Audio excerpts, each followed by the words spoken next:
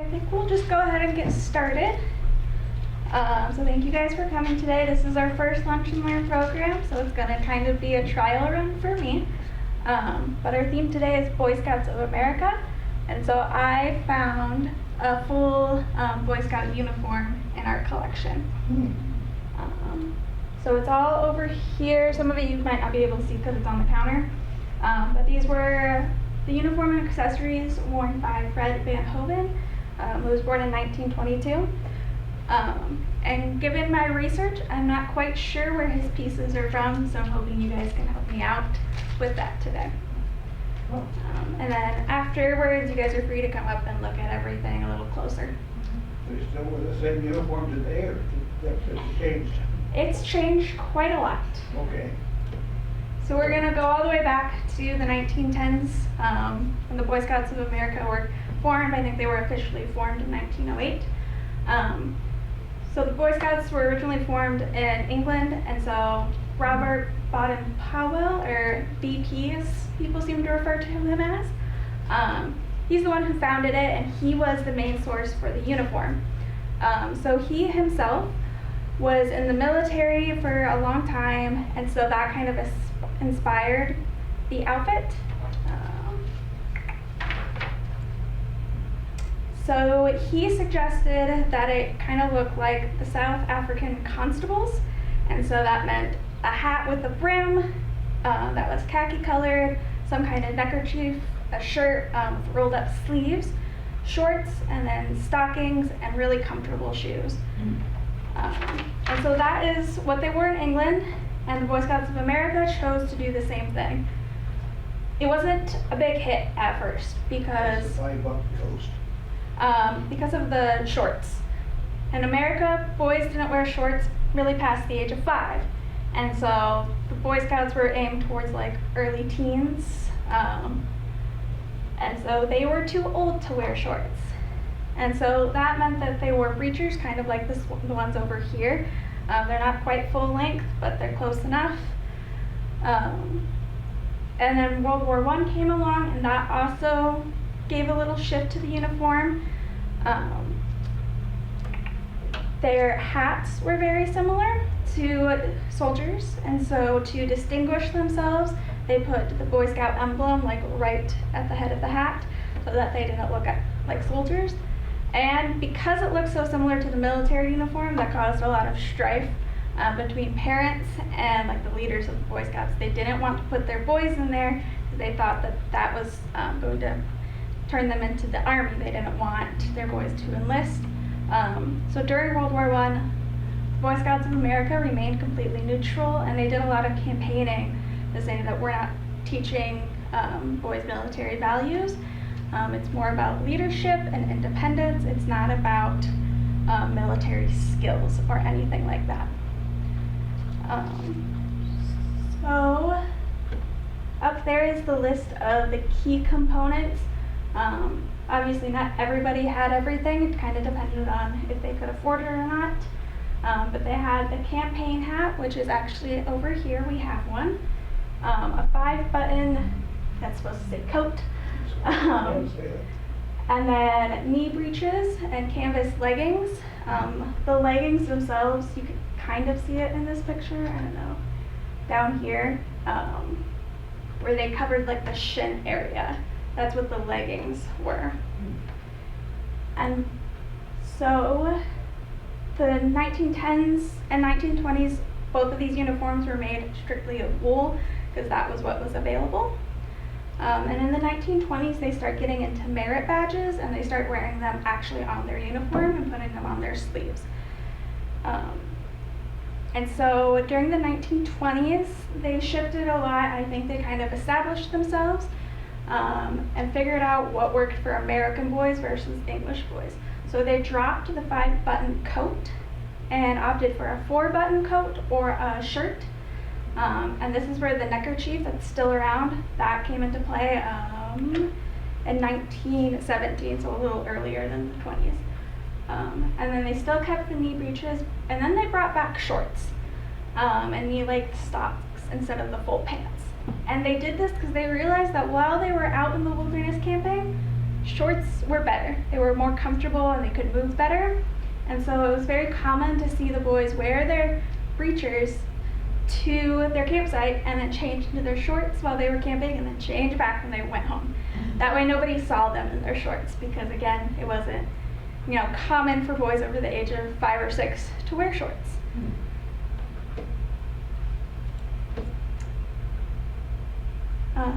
In the 1930s, they're still wearing their shorts to go camping.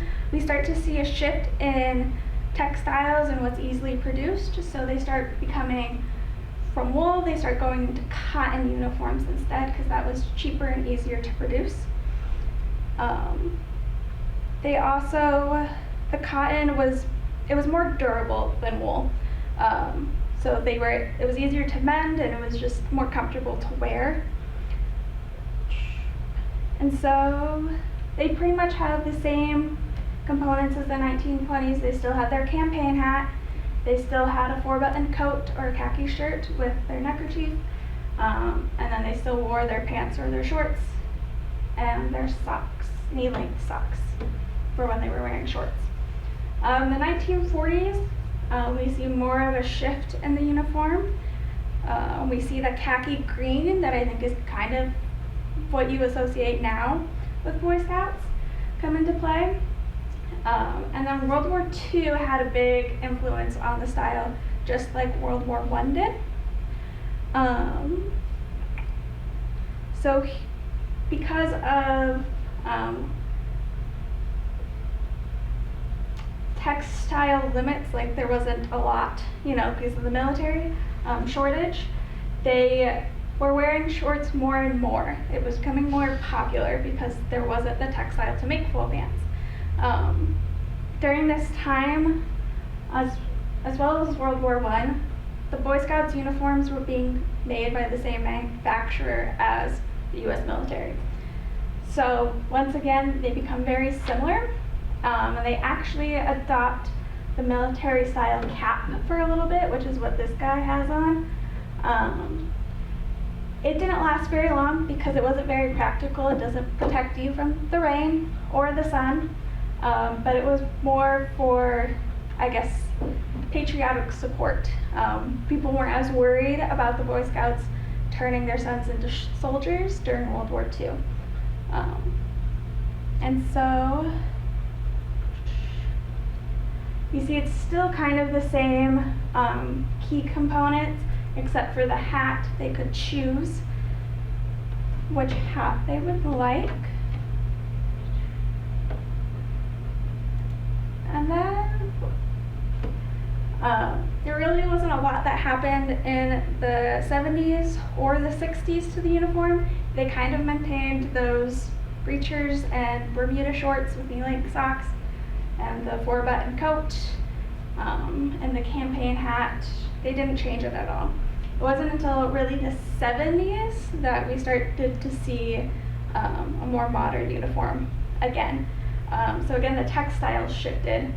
So cotton and nylon was upgraded to a different blend of cotton and nylon. So it was still the same material, but it was a different blend that was more breathable, lighter weight, better for being out camping in the sun. They also standardized their patches in the 70s. And because they were working on patches, they also standardized the uniform. It was more enforced than it was previously because you needed to put your badges, your merit badges, on your uniform.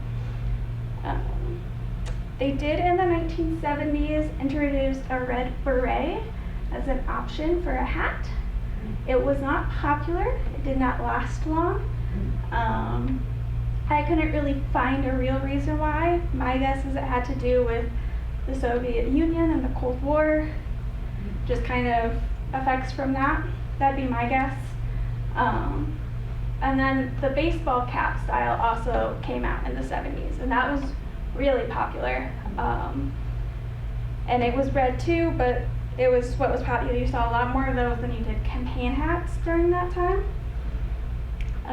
So again, we have the campaign hat, the beret for a short time, the baseball cap, And then they were still wearing a 4-button coat or a khaki shirt, a neckerchief, and trousers and shorts, and knee-length socks. They really didn't change the body of the uniform that much until the 80s.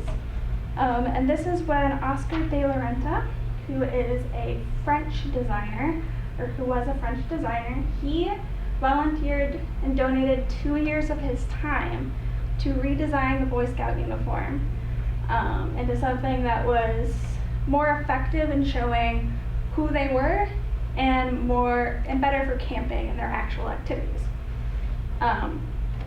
So he kept their campaign hat or the baseball cap, they kept that, and then they switched to just khaki shirts. They weren't the coats anymore, meaning that they were generally short-sleeved and they weren't rolled up. And then he added the epaulets on the shoulders, and you would have different colors depending on what kind of Boy Scout you were. He also replaced the breeches or trousers with olive green shorts or pants with lots of pockets. These are the utility pockets that I think are more familiar to us, because Boy Scouts have stuff they need to carry. And the old breeches and trousers, if you look at them, they don't really have pockets. A lot of Boy Scouts were having to put stuff on their belts, and I assume they probably lost things that way. And this new style was very different because it wasn't a military style anymore. They really tried to step away from that. And this actually is the same uniform that they use today. The only real difference is the type of material. So today it's more high-tech fabric is what I read. It's just more breathable, more durable, it's manufactured better. And this is called the Sentinel Boy Scout uniform. And this includes, so the fabrics, their technology is that they're wicking fabrics, so if you sweat a lot, or it's raining, it's humid, whatever, your clothes aren't getting drenched, and it helps you stay cooler that way. They also have in the back, like behind your shoulders, vents in the shirt to help you stay cool as well.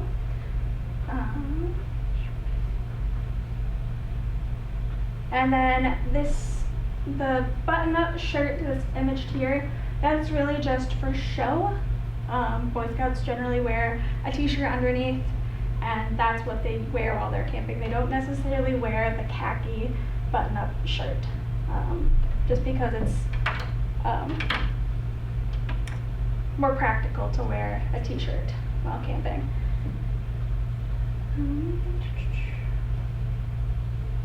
The pants, we also start to see, you can kind of see it in this one, zip-off pants.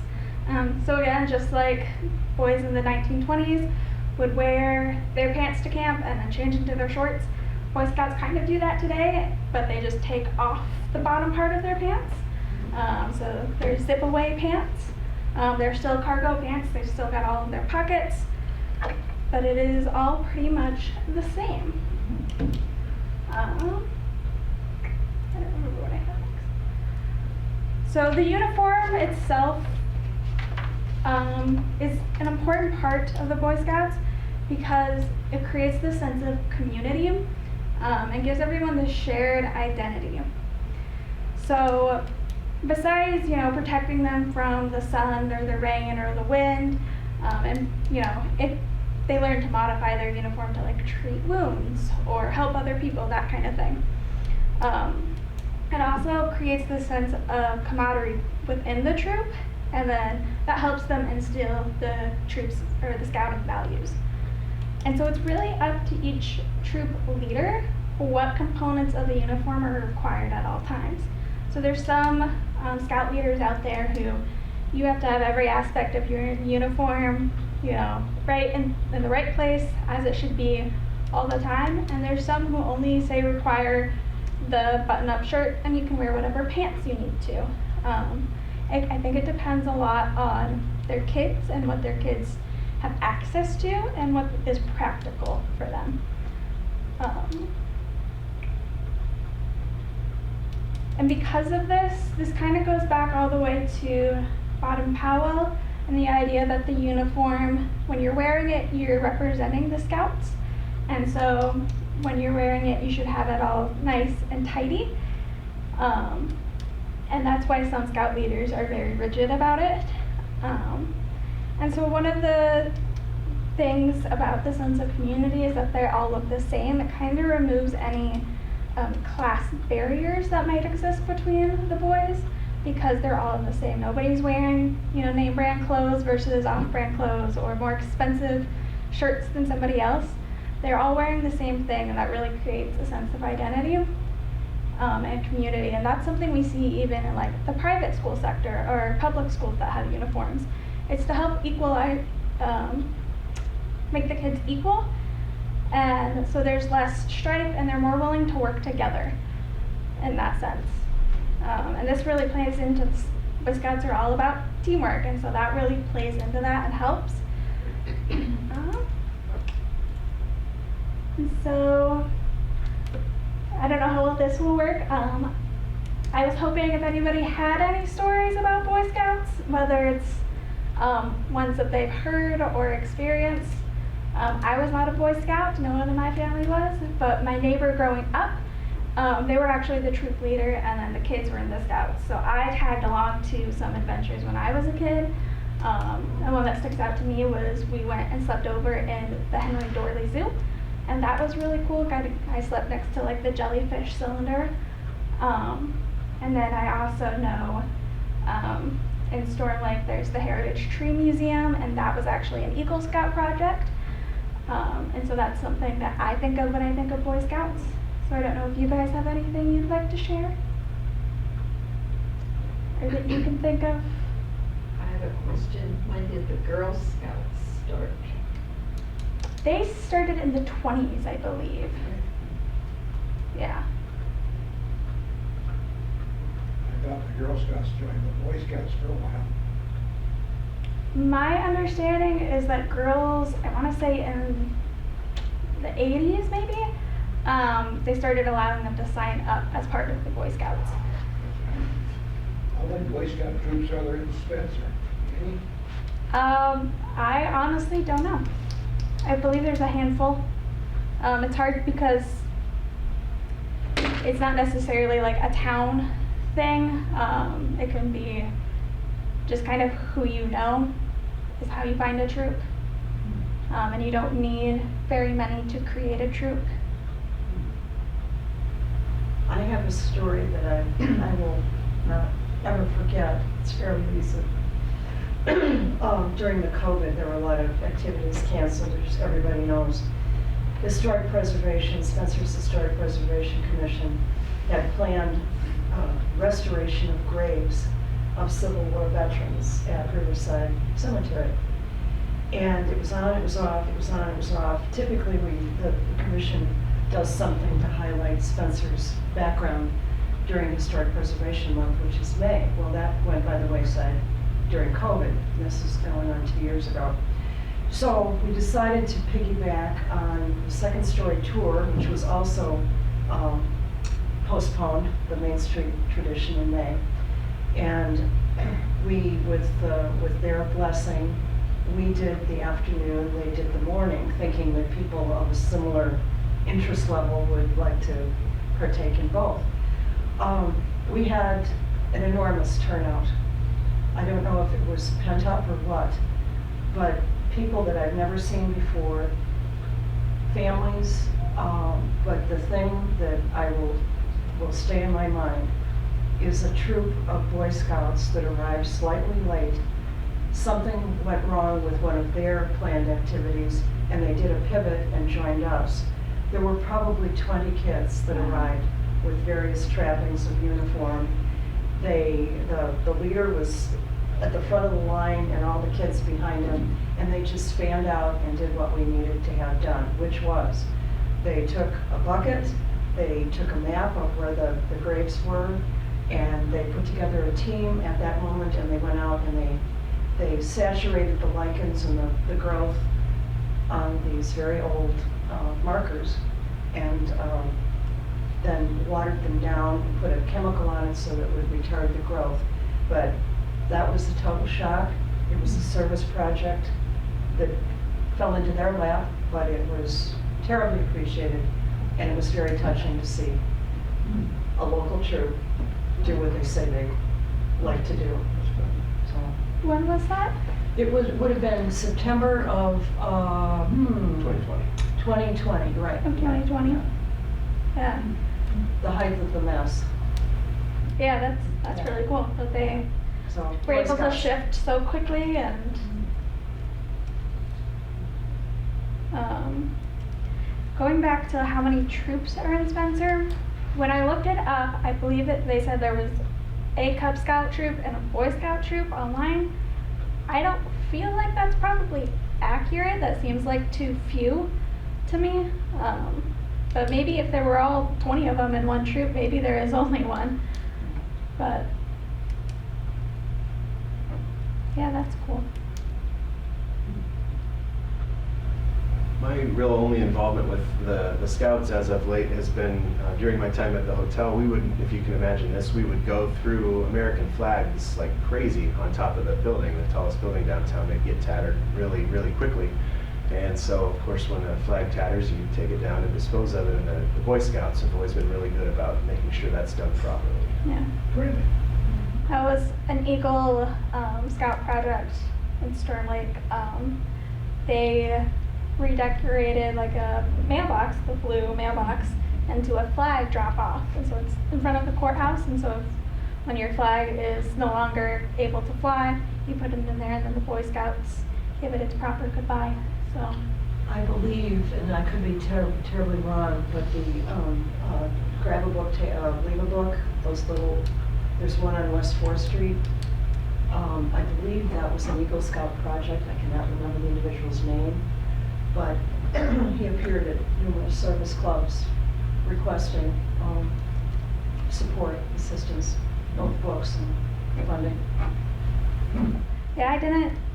When I searched the paper online, granted it doesn't go that far back, I didn't find like anything about the libraries or even in 2020 about them showing up there, which I don't know if the paper would have reported that. So that's good to know.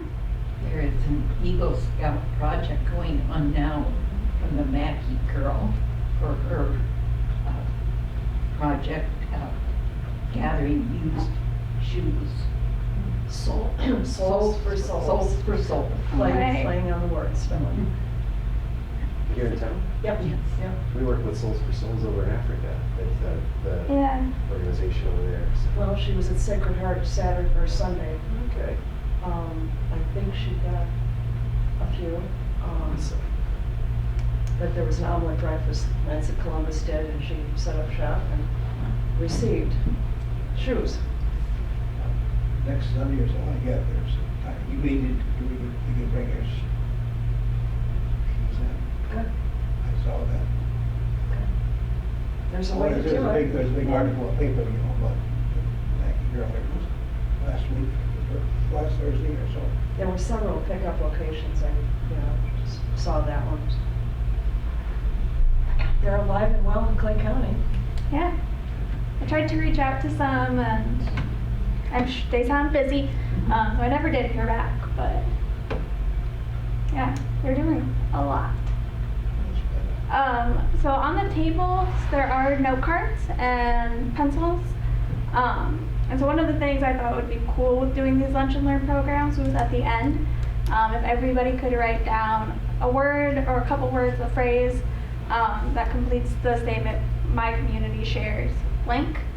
That at the end, I'll kind of have like a word cluster of ways that Clay County citizens think about their community. So if you guys want to take a minute to do that. So you want one word? Or one or two, yeah, just like a short, whatever comes to mind to you. Do you wish to add to your collection here of other scouting uniforms? Or That would be great. This is what we've got.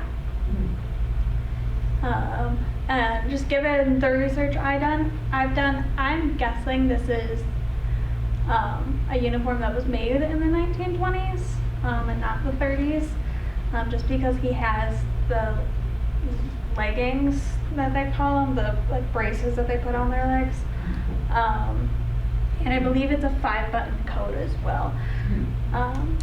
So that's my guess, which is to me, I don't know if it was a hand-me-down or where he got it, since he was born in 22, so he was probably a Boy Scout in the 30s. Our archives don't say, but the campaign hat is a separate, it didn't come with the rest of the uniform, but the rest of it is said to be threads. So on the back side of the note card, if you want to answer these questions, that would be great. It'll kind of inform us as we think about the future presentations. Thank you guys for coming today. Some upcoming things on Saturday, we're planning to have a tea party. And then next Tuesday, or this coming Tuesday, is Museum's Advocacy Day. So we're inviting people to bring somebody with them to the museum and show them around and show why you like coming here. But that's it for today.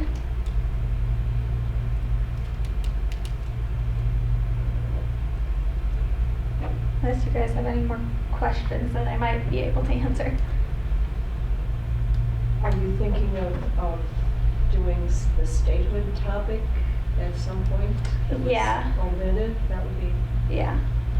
Yeah, my plan is to put that into a later month, maybe move it to the summer. Good. Yes. Good.